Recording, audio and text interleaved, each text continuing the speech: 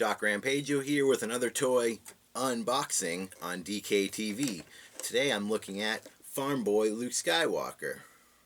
Oh, there's nothing in the box. Alright, so this figure is a mixed bag. There's quite a lot to talk about, so let's dive right in. One of the most iconic Luke Skywalker looks. Personally, not my favorite. This figure has a lot going on. Let's start with the bad.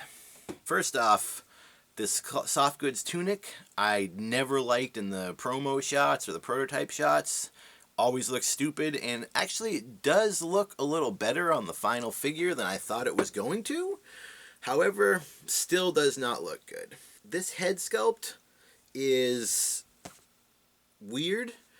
I don't know why they didn't use the same head as X-Wing Luke or any of the multiple other Lukes we've got. The sculpt itself is not that bad, but it's very small. And that's the problem I have with this figure. The entire thing seems very small. Jedi Luke is previously probably the smallest Luke figure we had. And while they are about the same size, the heads seem wildly different.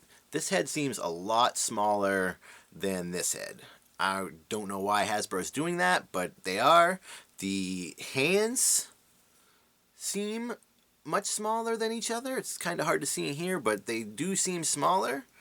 The legs seem about the same. So I don't really know what's going on there. I don't know why this guy seems like he's like a child, but he seems a lot smaller than any of the other Lukes. The smallness, the soft goods tunic, none of that's great.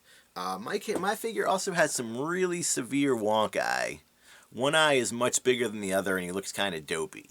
But that's probably not across the board, so you can't really hold that against the figure itself.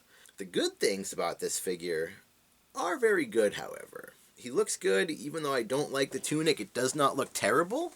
He's got his binoculars that he uses in A New Hope, and they actually do clip onto the belt. And it's not a peg or a hole on the belt. It is actually an honest-to-goodness clip. I do feel like this clip could break if you were rough with it, and it is a bit hard to get onto the belt. But you can get it on there pretty good. He's got the hook for his lightsaber on the belt as well. The lightsaber is basically the same Luke Skywalker lightsaber we've seen. The blade comes off. The blade comes off. And it hooks right onto his belt, just like most of the other Luke figures. I love the belt. The whole belt area looks great. The lightsaber, however, is very rubbery on the handle, which is not the biggest deal, but I wish Hasbro could step it up with their accessories a little bit.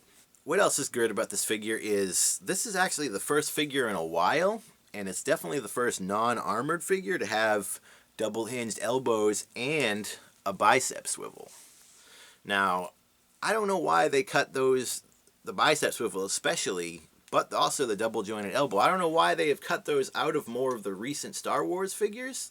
Like, all the Force Awakens figures are missing that, which is a crime and a damn shame if you ask me. But this Luke has it. He's very poseable. You can get into some great lightsaber fighting poses. I don't know why they decided now to add double jointed elbows and a bicep swivel to this figure, but I like it. I think the posing options are great. You really can get him in some great lightsaber poses, which is, I think, a first for the line almost, because a lot of the human guys have not had double-hinged elbows and bicep swivels. So, I mean, this is great. I don't know why they have decided to make a figure that's such a crazy mixed bag of good and bad. I think we're going to see these arms again if they do make a Dagobah Luke. And actually, so we have Dagobah Luke, Endor Luke. I think that's it. If you want to get crazy, I guess there's like Hoth X-Wing suit Luke, but that costume is not that much different. Maybe back to tank Luke, but I think we might finally be able to see the end of Luke's for a while. Well, except for the episode 8 Luke, that is pretty much guaranteed to come. But yeah, they've done a lot of Lukes in the line. This is not the best one. This maybe is the worst one. I don't know. It's tough because there's good and bad, so I really can't say. Overall, it's a decent figure, but I don't know. This Luke, I'm not super enthused on it, but he does have some good parts that'll make for good customs for people, and he is very poseable, which is something I feel that Star Wars Black has been missing. So, Farmboy Luke, Doc Rampaggio, this is DKTV. We'll catch you next time. He's got the